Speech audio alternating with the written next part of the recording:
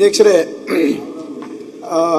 ಬೆಳಗಾವಿನಲ್ಲಿ IT park, semiconductor park ಬಂದ್ಬಿಟ್ಟು ವಿಶೇಷವಾದಂಥ ಆಸಕ್ತಿ ಶ್ರೀ ಅಭಯ್ ಪಾಟೀಲ್ ಅವರು 2019 ತೋರಿಸಿದರು. 750 ಎಕರೆ ಅವರೇನು ಜಾಗವನ್ನು ಗುರುತಿಸಿದ್ರು, ಅದು ಡಿಫೆನ್ಸಿಗೆ ಸೇರಿದಂಥ ಜಾಗ ಅದು. ಆದರೆ ಅವ್ರು ಹೇಳ್ದಂಗೆ ಅವರ ಯಾವುದೇ ರೀತಿಯಾದಂಥ ದಾಖಲೆಗಳನ್ನು ರಾಜ್ಯ ಸರ್ಕಾರಕ್ಕೆ ಕೊಟ್ಟಿಲ್ಲ.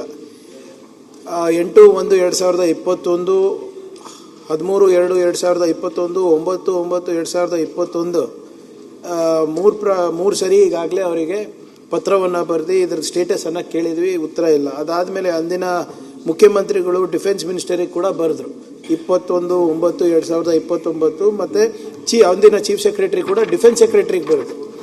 ಅದಾದ ನಂತರ 20/8/2022 ಕೂಡ ಹಸ್ತಾಂತರ ಮಾಡಬೇಕು ಅಂತ ಬಂದಾಗ ಅವ್ರದಿಂದ ಯಾವುದೇ ರೆಸ್ಪಾನ್ಸ್ ಇಲ್ಲ.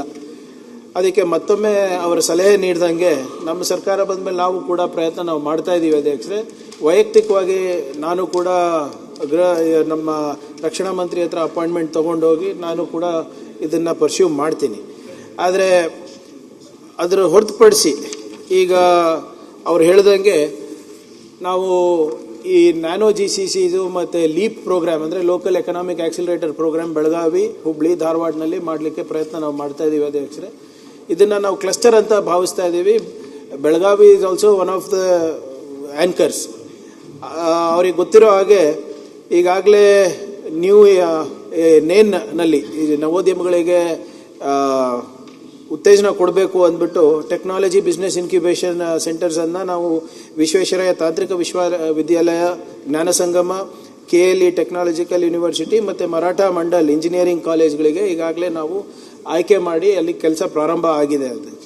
ಅದ್ರ ಹೊರತುಪಡಿಸಿ ನೇನ್ನಲ್ಲಿ ಅಂದರೆ ನ್ಯೂ ಏಜ್ ಇನೋವೇಷನ್ ನೆಟ್ವರ್ಕ್ ಅಡಿನಲ್ಲಿ KLE ಫಾರ್ಮಸಿ ಬಯೋಟೆಕ್ನಾಲಜಿಗೆ ಮತ್ತು SG ಬಾಳೆಕುಂದ್ರಿ ಇನ್ಕ್ಯುಬೇಷನ್ ಆಫ್ ಟೆಕ್ನಾಲಜಿನಲ್ಲೂ ಕೂಡ ನಾವು ಅವರಿಗೆ ಅನುದಾನವನ್ನು ನೀಡಿ ನಾವು ಮಾಡ್ತಾ ಇದ್ದೀವಿ. ನಾನು ಹೇಳ್ದಂಗೆ ಇದು ಲೋಕಲ್ ಎಕನಾಮಿಕ್ ಆಕ್ಸಿಲರೇಷನ್ ಪ್ರೋಗ್ರಾಮ್ ಅಡಿ ಬೆಳಗಾವಿಯನ್ನು ನಾವು ಮ್ಯಾನುಫ್ಯಾಕ್ಚರಿಂಗು ಮತ್ತು GCCಗಳಿಗೆ ಗುರುತಿಸಿದ್ದೇವೆ. ಅಲ್ಲಿ ಗ್ಲೋಬಲ್ ಟೆಕ್ನಾಲಜಿ ಸೆಂಟರ್ ಮಾಡಬೇಕು ಅಂದ್ಬಿಟ್ಟು ಕೂಡ ಕಲಾಮಂದಿರನ ನಾವು ಐಡೆಂಟಿಫೈ ಮಾಡಿದ್ವಿ. ಯಾಕಂದರೆ ಒಂದು ಲ್ಯಾಂಡ್ ನಾವೇನು ನೋಡಿದ್ವಿ ಅದು ಎನರ್ಜಿ ಡಿಪಾರ್ಟ್ಮೆಂಟಿಗೆ ಬರುತ್ತೆ. ಅದು ಎನರ್ಜಿ ಡಿಪಾರ್ಟ್ಮೆಂಟವರು ಅವರೇ ಒಂದು ಕಚೇರಿ ಕಟ್ತಾ ಇದ್ದಾರೆ, ಅದು ಕೊಡಲಿಕ್ಕಾಗಲ್ಲ ಅಂದಮೇಲೆ ನಾವು ಕಲಾಮಂದಿರನ್ನು ಐಡೆಂಟಿಫೈ ಮಾಡಿದ್ರಿ, ತಾವು ಇದ್ರಿ ಅಲ್ಲಿ. ಈಗ ಅದು ಸ್ಮಾರ್ಟ್ ಸಿಟಿನಲ್ಲಿ ಅನ್ಸುತ್ತಲ್ಲ, ಸ್ಮಾರ್ಟ್ ಸಿಟಿನಲ್ಲಿ ಈಗ ಅವರು ಹಸ್ತಾಂತರ ಮಾಡ್ತೀನಿ ಅಂತ ಹೇಳಿದರು. ಬಟ್ ಈಗ ಟೆಂಡರ್ ಕರೀತಾ ಇದ್ದಾರೆ, ಯಾವುದಕ್ಕಂತ ನನಗೆ ಮಾಹಿತಿ ಇಲ್ಲ ಅಧ್ಯಕ್ಷರೇ. ಅದನ್ನು ನಾನು ಪರಿಶೀಲನೆ ಮಾಡಿ ಮಾನ್ಯ ಸದಸ್ಯರಿಗೆ ತಿಳಿಸ್ತೀನಿ.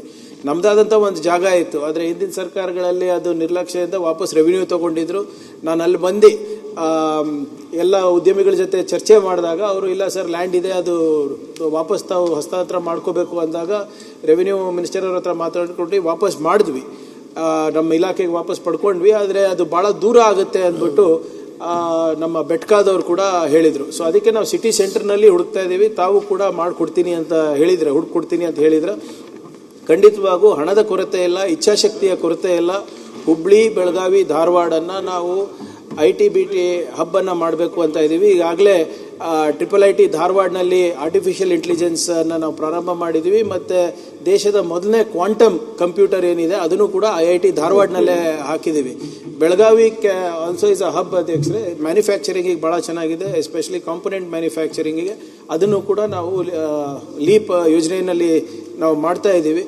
ನಮ್ಮ ಮಾನ್ಯ ಶಾಸಕರಲ್ಲಿ ಮನವಿ ಏನಪ್ಪ ಅಂದರೆ ಅವ್ರದ್ದು ಆಸಕ್ತಿ ಇದೆ, ಸರ್ಕಾರದ್ದು ಇಚ್ಛಾಶಕ್ತಿ ಇದೆ.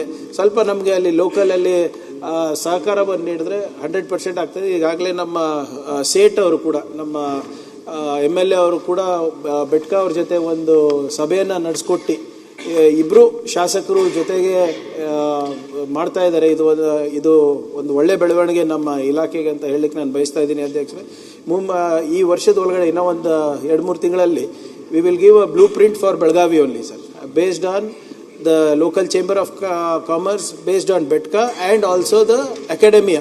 ಇವರೆಲ್ಲ 3 ಜನನು ಸೇರಿ ಒಂದು ಬ್ಲೂ ಪ್ರಿಂಟ್ ನಾನು ಕೊಡ್ತೀನಿ ಅಂತ ಹೇಳಿದ್ದಾರೆ ಅಧ್ಯಕ್ಷರೇ. ಅದನ್ನು ಇಬ್ಬರು ಶಾಸಕರುಗಳು ಕೂಡ ಅವರ ತೋರಿಸಿ ಅವರ ಅನುಮತಿಯನ್ನು ಪಡೆದು we will go head. But government is completely with you on this, sir. We will ensure that Belagavi develop as a talent hub.